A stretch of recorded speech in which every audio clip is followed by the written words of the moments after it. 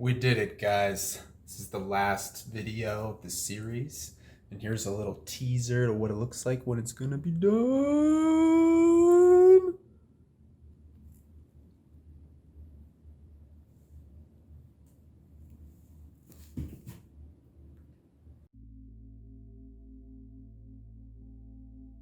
Back at it again with the paneling. So check it out. I've got some labels for those of you who don't like the sound of my voice, but I'm pointing and grunting and knocking things over.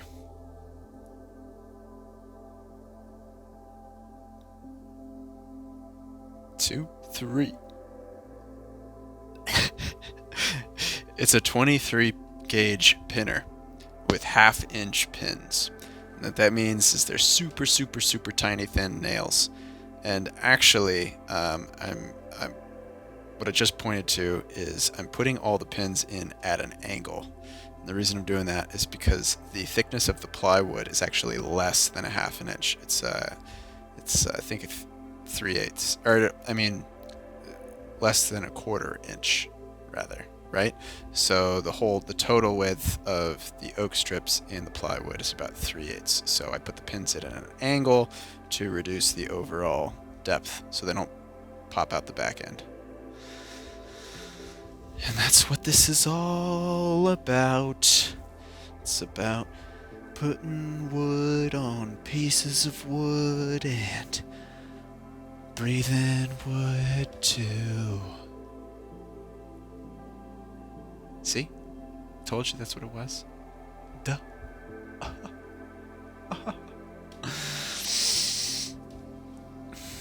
So we're going to be doing this for a little while. We're just going to be cruising, pinning all these on. And this is where I was saying that the final length, I cut all these pieces larger than the final length. And that's why I was approximating them in video number 2. Is because here I've oversized them all so that later I can run the whole panel on the table saw from one side and trim the whole other side into a perfect final edge, flip it around and run it and shave a 1/16 of an inch off of the other side to get it to perfect flat sides without having to cut every single piece of wood perfectly, which would be a nightmare because I've done that before without thinking, and it sucked. So have you guys checked Doro out yet? Because if not, you totally should. Super weird. Super weird. There's a guy who turns literally everything into mushrooms. There's another guy who can cut people into tiny pieces and keep them alive. Very weird. It's all about devils. Not all of them are bad. Oh, so this is going to go on for quite a while, putting all these pieces onto these panels.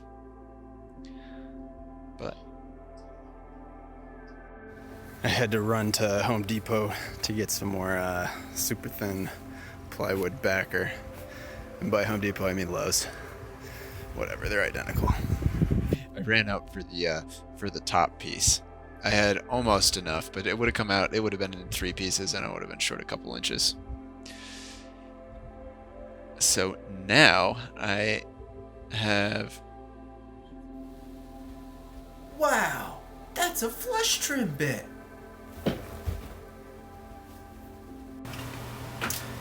I love gear. Don't you love gear?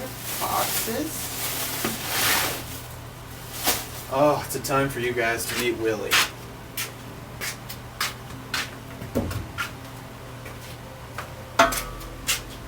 This is Willie, my magic wand. To be environmentally sustainable, we're going to recycle this in as small amount of volume as possible.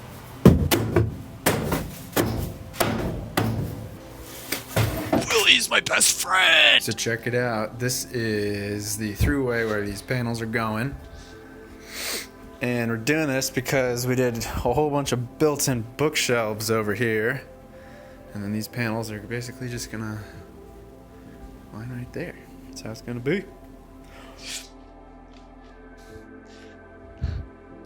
The panels are now made, and I need trim pieces to blend them into the walls on both sides and make them look beautiful. Beautiful. Great. They're gonna look great. So I'm gonna do a little bit more planing, taking them down to a good width. So this planer I've got is made by a company called Cut Tech, or Q-Tech, whatever you want to call it. I think they went out of business immediately. Don't advise. However, the helical blade cutter head is amazing, especially for reclaimed wood. Highly suggested, because if a nail dings a little piece, then you can just replace that one blade instead of having to replace the whole long blade on the cutter head.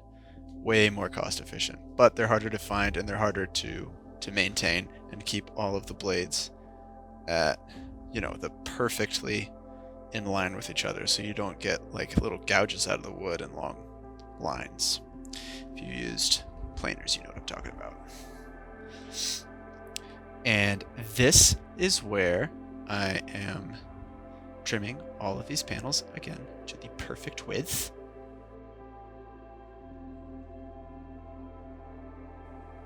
And we're going to start putting them on the walls. I cut away the pre-existing trim on the baseboards. There's Miranda.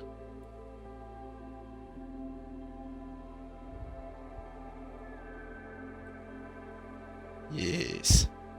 Construction adhesive and pin nails. That's all she wrote. That's all she wrote. Gonna do this for a while. Gonna stare at my feet. Gonna wonder what to say in the microphone. Gonna make a bad joke or two. And then before you know it, the whole project's gonna be over. And I'm gonna cry?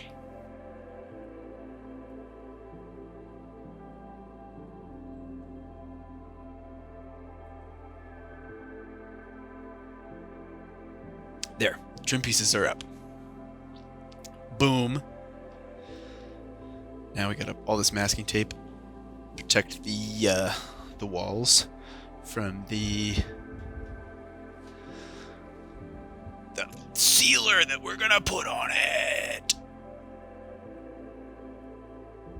And I'm using a I'll tell you later in the video. I know just the thing. But doing this, and I decided that I was gonna put the sealer on before I put them on the wall. But the problem when you do that is if you're using pin nails, if you're using sizable pin nails, and with the 18 gauge, they're pretty big, and the oak has a tendency to blow out a little bit sometimes. So I didn't, because I didn't want to have a nice sealed finish, put it up on the wall, and then put nails through it and expose some of the unfinished wood underneath. It looks ugly. Don't do that. So I'm doing it this way, and I'm just putting it on with actually a felt. It's like a synthetic felt floor applicator, and it puts it on really even and really thin. And you'll see why later. Oh, I'll tell you why later. But I wanted it to be thin and even.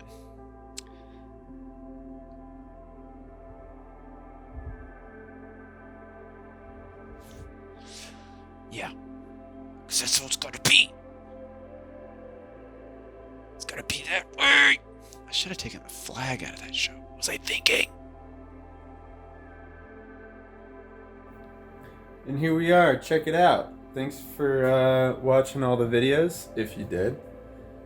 But this is basically the end. We got the little round over on this side to blend it into the stripping that we put on top of the built-in cabinets to hide all of the joints and stuff between them.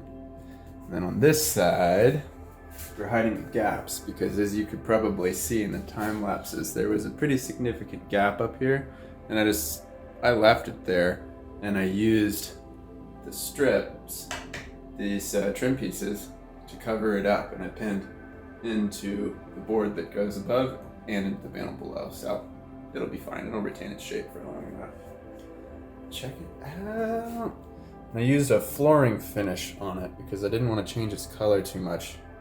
It was easy to use, and it's really easy to reapply and sand and make smooth in the future if it gets dinged up or whatever. Here it is. Here it is.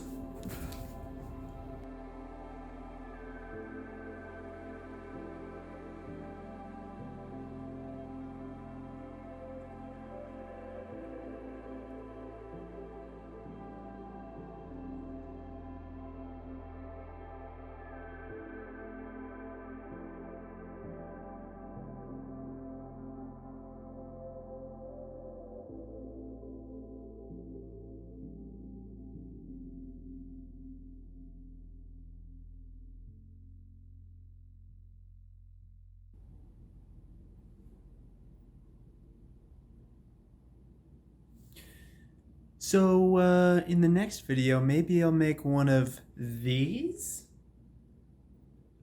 Or maybe I'll play one of my favorite video games. So fucking good at this!